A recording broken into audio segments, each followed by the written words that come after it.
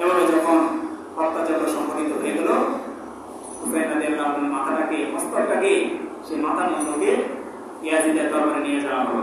সেখানে নিয়ে যাওয়ার পরে ইতিহাসের দুই রকম বর্ণনা এসেছে। এক বর্ণনা এসেছে হুসাইন রাদিয়াল্লাহু তাআলা আনহুর মাথা যখন ইয়াজিদের দরবারে নিয়ে যাওয়া হলো, সেখানে নিয়ে যাওয়ার পরে ইয়াজিদ তার হাতে একটা লাঠি ছিল, সেই লাঠি দিয়ে হুসাইন রাদিয়াল্লাহু তাআলা আনহুর সামনের দুই দাঁতের পথে এরকম আঘাত করে।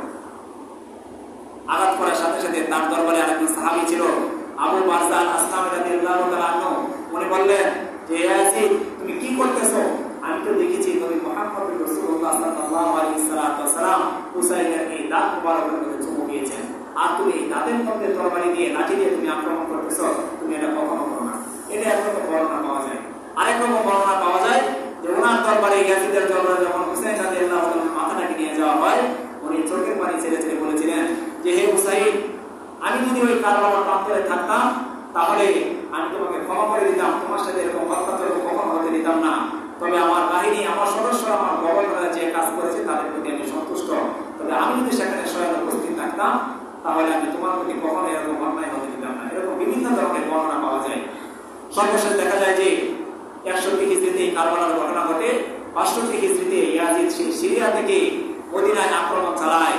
মদিনায় শত শত সাহাবায়ে কেরাম, হাজার হাজার তাবিঈকে নির্মমভাবে হত্যা করে ফেলে এবং মদিনায় অসংখ্য নারীদেরকে নির্মমভাবে তার সেই ইয়াজিদের বাহিনী কর্তৃক অন্যায়ভাবে তাদেরকে ধর্ষণ করা হয়।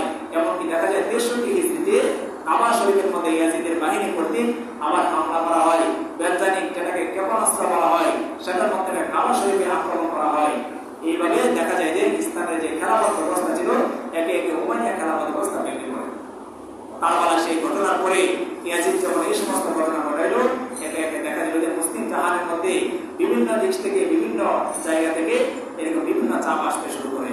সর্বশেষ দেখা যায় যে ইয়াজিদ যে এত বড় অন্যায় করেছে যে খেলাফতে থাকা অবস্থায় নবী আলাইহিস সালাতু ওয়াস সালামের বংশের শেষ প্রদীপ হুসাইন রাদিয়াল্লাহু তাআলা আনহুকে নির্মমভাবে শহীদ করে দেয়।